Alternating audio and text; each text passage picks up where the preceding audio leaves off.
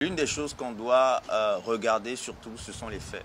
Cela fait des années que moi, en tant qu'activiste, j'essaie justement d'appeler la communauté libanaise vivant en Afrique, la communauté libanaise, la diaspora libanaise vivant un peu partout, les ambassades et les chefs d'État justement à prendre conscience de la négrophobie systémique que des Noirs, que des Africains subissent justement au Liban. Je ne peux pas être à Beyrouth parce que justement des gens sont complices justement de la négrophobie qui est dans leur pays et ils ne disent rien, ils ne font rien. Aujourd'hui, nous avons des communautés libanaises africaines fortes en Afrique qui sont incapables justement de sensibiliser les leurs à arrêter de tuer les nôtres chez eux. Au Liban, avant d'avoir le visa, il faut avoir un sponsor. C'est notamment un système qu'ils appellent le kafala. C'est-à-dire que c'est ton employeur qui écrit ton contrat selon les termes qu'il veut, qui saisit ton passeport, justement que tu dois rester chez lui. Et c'est à partir de ce contrat-là que lui-même, il va essayer de t'obtenir le visa. Si tu n'as pas de sponsor, tu ne peux pas avoir de visa pour pouvoir travailler. Mais au Liban, ils considèrent justement que lorsque tu es noir, tu dois forcément être un domestique, un employé de maison. Donc, tu ne peux pas avoir un emploi, un travail que eux-mêmes ils jugent décent. Alors que, vous savez, en diplomatie, il y a la réciprocité en termes de diplomatie politique. Aujourd'hui, en Afrique, les Libanais vivent, ils travaillent très bien. Est-ce qu'ils ont besoin d'un sponsor avant d'ouvrir un business? Est-ce qu'ils ont besoin d'un sponsor avant d'aller et de venir? Le premier Libanais qui a accosté en Afrique, c'était en 1882. Il s'appelle Elias Khoury Younes, qui est originaire du nord du Liban. Je dis cela parce que c'est important. Il faut que nous puissions être dans la chronologie des faits. Ça fait depuis les années 1800 que justement la communauté libanaise a commencé à venir en Afrique. Après, il y a eu une deuxième vague qui était les années avant les indépendances, où justement nos pays étaient dirigés par l'AOF. La France avait utilisé justement ces communautés-là pour pouvoir envoyer de l'arachide dans sa métropole.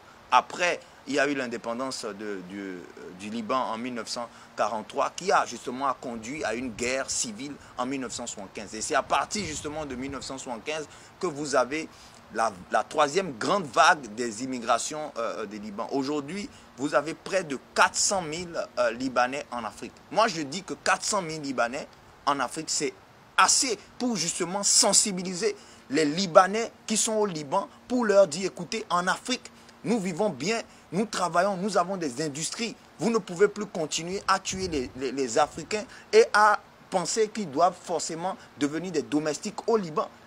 Donc, compte tenu de tout cela, compte tenu de toutes ces choses que nous avons faites, des activistes comme moi qui on part jusqu'à donner de l'argent, trouver des façons d'envoyer de l'argent au Liban pour qu'on puisse justement ramener nos frères en Afrique.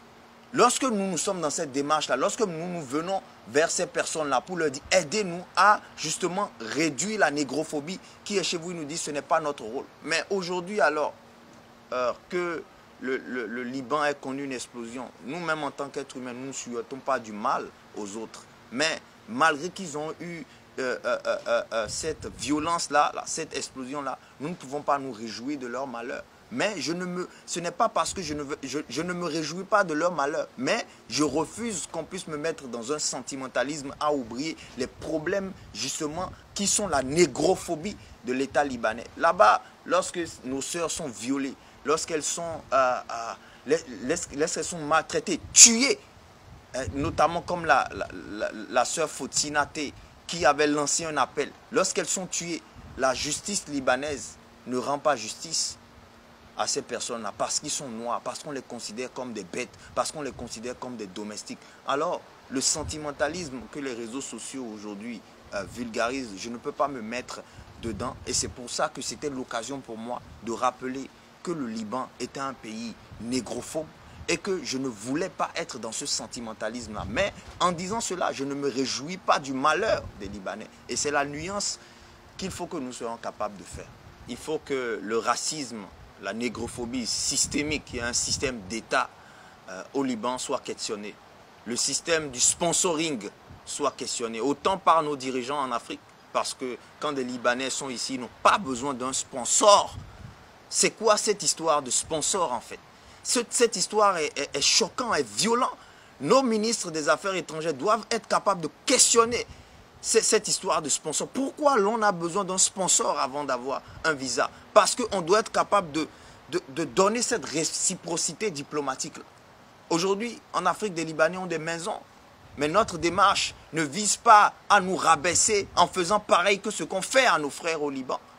Si des choses comme ça sont capables aujourd'hui d'arriver, si on doit nous demander d'être Liban et ne pas, comme certains confrères artistes, se mettre dans l'émotion sans avoir aucune conscience politique parce qu'ils sont amis à des Libanais et qu'on peut aller dans des business de Libanais prendre des champagnes, sans se poser des questions politiques claires, alors que ces mêmes personnes-là refusent justement d'aider nos frères qui se retrouvent au Liban, qui travaillent, qui sont ostracisés, qui sont violentés, qui sont violés, qui sont tués chaque jour. Il y a des vidéos qui sont sur le net, il y a des médias officiels qui font des articles qui demandent à l'État libanais de pouvoir rendre justice à ces personnes-là.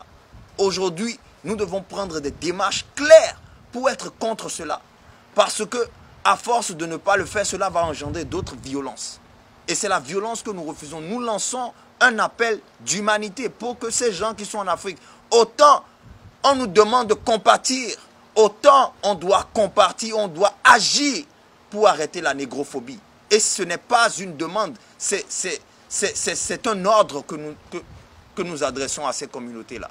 Ils sont responsables, justement, parce qu'ils doivent sensibiliser les leurs à leur dire que ça fait plus de 2 siècles que nous sommes en Afrique, que nous avons construit des business, que nous vivons bien.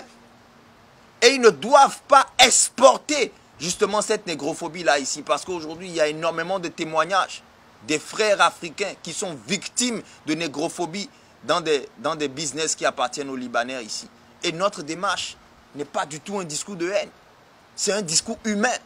Parce que quelle est cette façon-là de considérer l'autre comme un animal parce qu'il a une couleur de peau? Est-ce que nous faisons ça en Afrique? Depuis 2 siècles, est-ce que vous avez entendu qu'un Libanais a été violenté, tué? Nous entendons cela tous les jours venant du Liban. Nous donnons de l'argent tous les jours pour que les nôtres puissent revenir dignement chez nous. Parce qu'ils ont cru qu'ils auraient pu trouver justement le bonheur dans ces pays-là. Ce qui n'est pas vrai. Il faut véritablement que cette démarche d'humanité soit remise en question. Tant qu'elle ne sera pas, ne nous demandez pas d'avoir de la compassion pour vos malheurs. Parce que vous ne nous considérez même pas comme des êtres humains ayant du sang dans le corps.